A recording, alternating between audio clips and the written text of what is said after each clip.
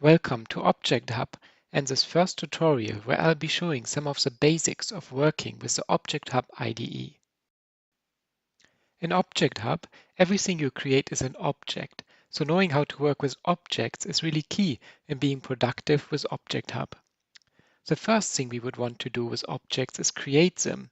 There are a couple of ways to do this. First, we can open the browser here on the right and click on the Create Object button. This opens the Create Object dialog. Every object in ObjectHub is created from a template, and this dialog enables us to select the template for the object we want to create. This list here contains a number of useful object templates for developing web applications. I select the microservice template here. I need to provide a name for my new object. ObjectHub now creates a fork of this template and stores it in my user objects. I can now edit this object. I can also pin it, which will add it to the pin board. This is available in the browser.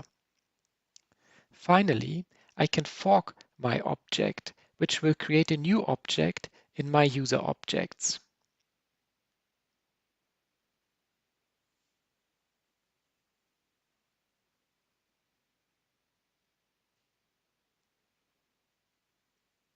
A great place to find templates for objects is the object repository, which can be accessed from anywhere within ObjectHub.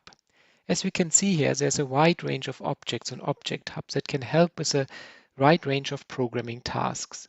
The idea is that we don't have to develop so much from scratch anymore or copy and paste code, but instead can grab existing objects as a foundation of our apps.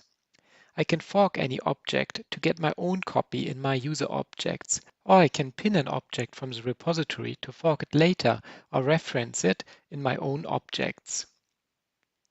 Here, for instance, I pin a library object with the name passQueryString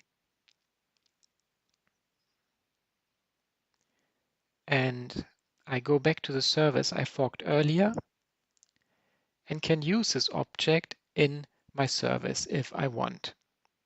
And that's already it for this first tutorial.